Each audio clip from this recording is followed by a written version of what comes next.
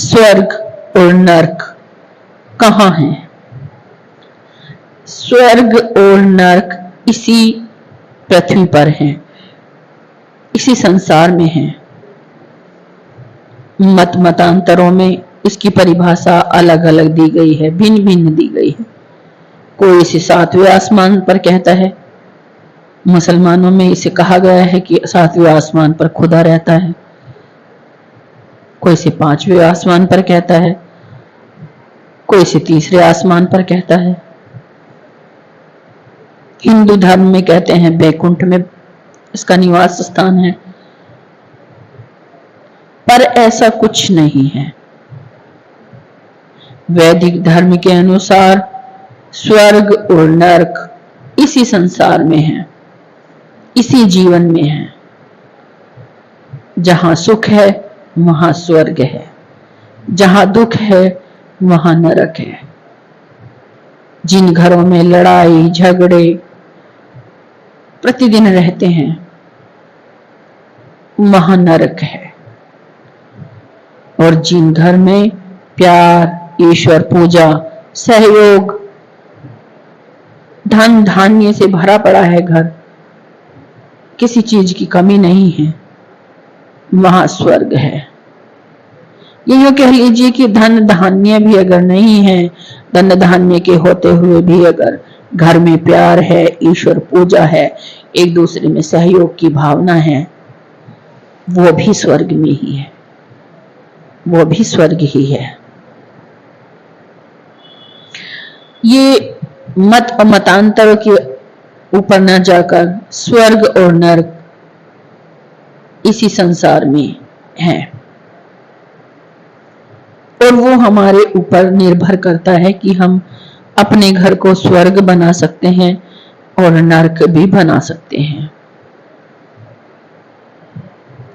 घर को स्वर्ग बनाने के लिए सबसे पहले चाहिए ईश्वर भक्ति,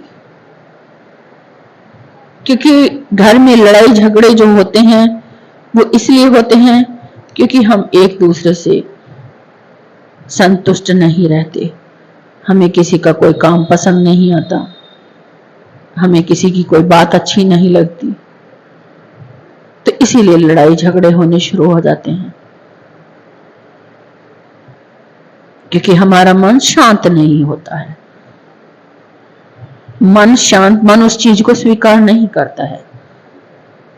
लेकिन घर में यदि सभी व्यक्ति पूजा करते हैं, पूजा से तात्पर्य ईश्वर ध्यान से है।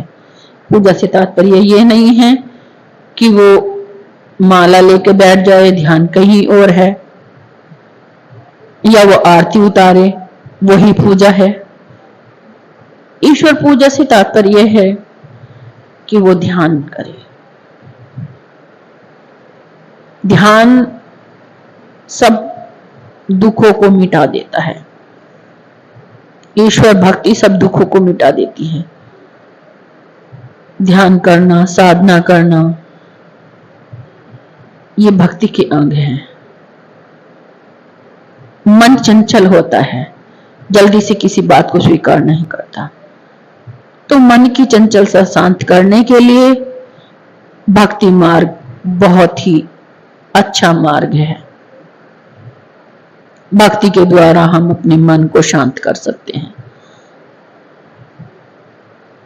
इसीलिए कीर्तन, भजन इत्यादि कर सकते हैं, ध्यान कर सकते हैं, जिससे हमारा चित्त शांत हो। चित्त शांत होने पर ही हमारे घर में स्वर्ग स्थापित हो सकता है। स्वर्ग और नरक कहीं और नहीं है, इसी संसार में है। हम अपने घर को स्वर्ग और नरक बना सकते हैं।